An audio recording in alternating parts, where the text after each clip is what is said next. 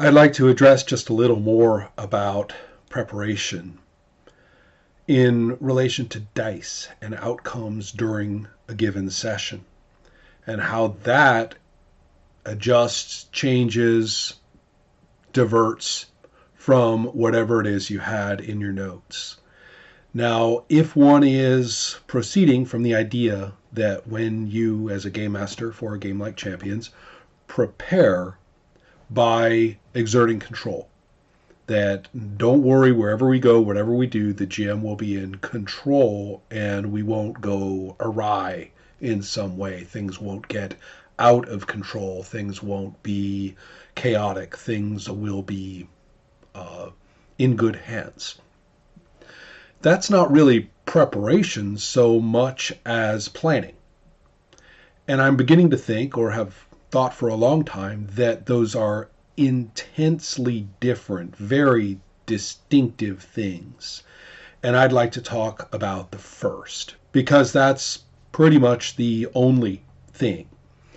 I'm prepared when I go into a session, which means that I know where given NPCs are coming from at the moment, how they may be proactive, because I've thought about them and said, oh, that person is going to take action as about right now. Or I'm going to say, well, let me think. I'm thinking about somebody's situation, given player characters. Who are the various concerned NPCs? Where are their heads at? Am I kind of ready? You see, readiness, preparation, those are the words that we're talking about, not planning, not control. That does mean that I may be ready and prepared to have a non-player character or some event do something without a player character present, or do something before I do something else, or ask a player character what's up. In other words, the NPC is very proactive and it's going to happen as soon as I can draw a breath. Now, all that's fine. So first is that distinction between preparation and readiness on one hand, planning and control on another. Given that first, now let's take a look at a specific example. If you look at the first afterplay document, or even if you had it, my horrendously scribbly notes, or perhaps it was semi-typed summary before the first session, you would see that I had given some thought to Ross's character, Finn. I had given some thought to his workplace. He was a disgruntled barista, and I had come up with an XP of Starbucks or Caribou's called Cody's, being all kind of Texas-y there. And my thinking was that we may have some workplace situations, that we would often come upon Finn as he is, slinging another latte. And that, again, wasn't a plan that we must do that. I will be in control when that happens because I have my map of the Cody's ready, although you can bet that should we have gone in that direction in play, that sooner or later I would have come up with his specific Cody's. Well, the point being that that stuff was in my notes. I was thinking about it in terms of preparation and readiness. Cody's was ready. I'd already just inadvertently brainstormed a name for his manager, Bob Foodin, and you can see me still on that kind of mode of preparation when the young lawyer in the first scene with Brian's character in the second session, that character's name was Fred, and he was a very arrogant young man who was very happy to be, a entry-level legal for Monsanto.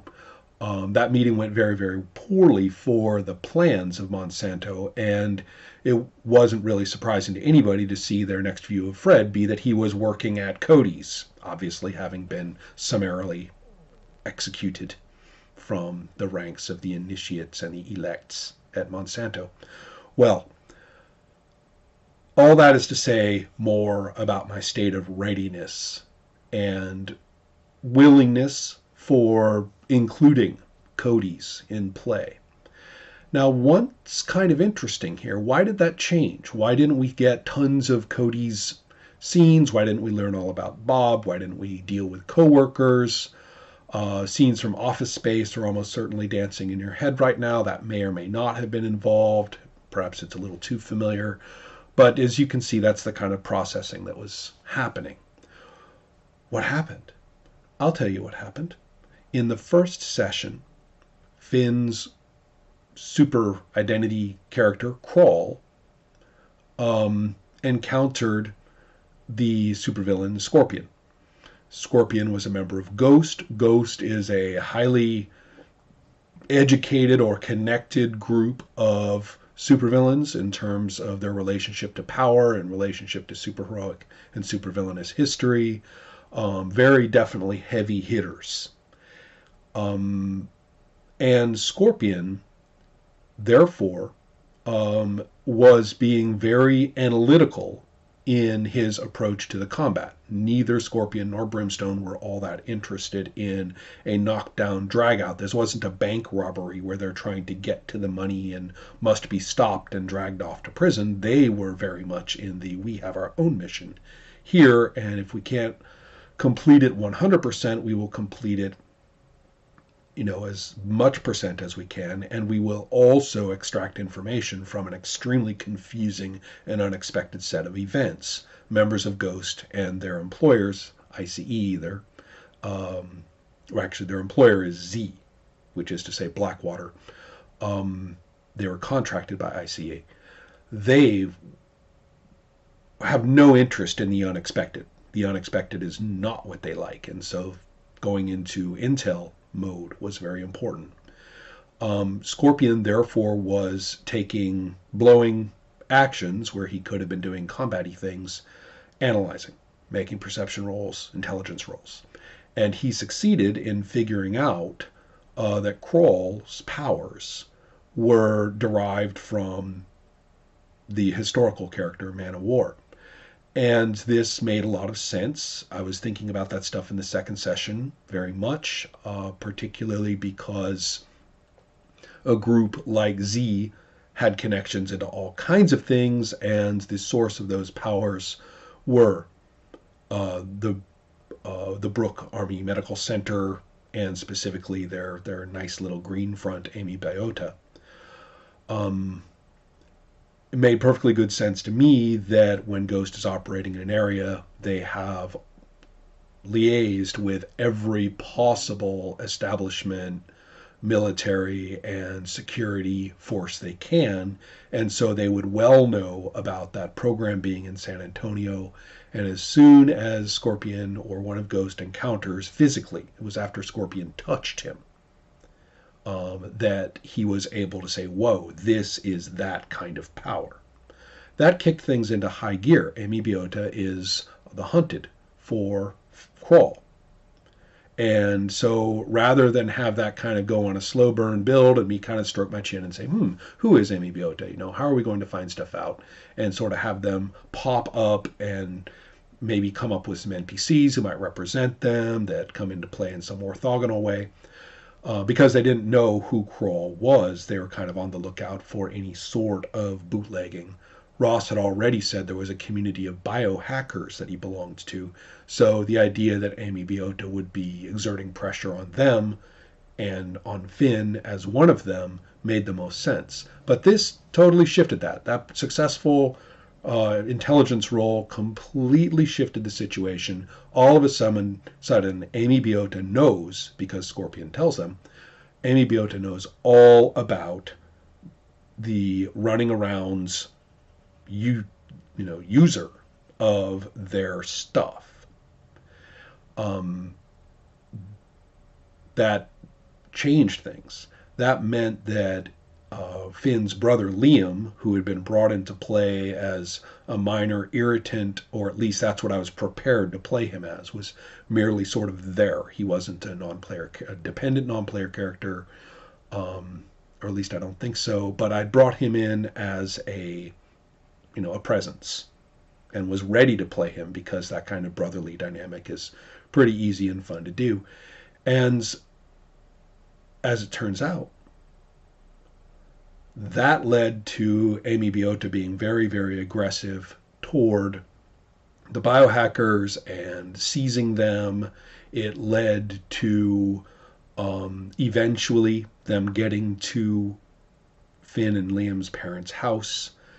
And it also struck me that right in the middle of an emotional interaction between the two brothers, when this happened, that Liam, for whatever reason, perhaps even just on a whim, because he struck me as sort of a mischievous guy when he wasn't on the job, kind of liked messing with people, and perhaps even thought this was a way to mess with his brother a little bit, was to pretend to be him to Amy Biota. He actually had a number of the cultural skills necessary to do this through his concept.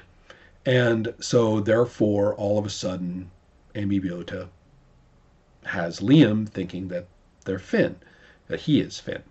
Well, that's all kinds of fun. It's mostly just spitballing. I have no idea where I'm going with it. Kind of stirs everything up. We've got the energy invested in the Liam situations, turning into fuel for the Amy Biota situation, all of that. And as you can see in the fullness of the 9 sessions, that turned out to be an extremely strong anchoring plot component. It led to much more contact with the biohacker characters, bringing in one of our most beloved NPCs made up for that purpose during the course of play. It led to a wide number of interactions and effects, all manner of other things. And therefore one might look at it and say, oh, goodness gracious, what good planning, what thoughtful and subtle control you must have exerted on play and in your preparation in order to arrive at such a coherent plot. By which I simply mean series of fictional events with cause identifiable in them in fictional terms. And the answer is, well, no, this is contingent on what I was prepared and ready to do, interacting with one another, and most particularly as influenced by the dice. Similar to the much more local and session-specific situation in session 8, when Cortex appeared to try to abduct Crawl, was a matter of when I made the roll of the location for Cortex to find out where he was. That came late in the session rather than early, and that changes everything about when, where, and how the confrontation occurred. But that's very, very local in comparison to this broad, all through all 9 sessions. Follow the entire sequence of Crawl and Amy Biota, all the things which led to the nature of the next crisis or the next confrontation or the next deal. See how that interacts as well with Silverbeak, flying away with Man of War in their first encounter with him and losing him thereafter at his dad's place. And how that plays into the whole Amy Biota and biohacker situation too. So none of this was planned. All of it was ready. None of it was under control. All of it was prepared only in that very specific sense. The plot was not prepared. I was prepared. And the dice, in their roles, play a key role.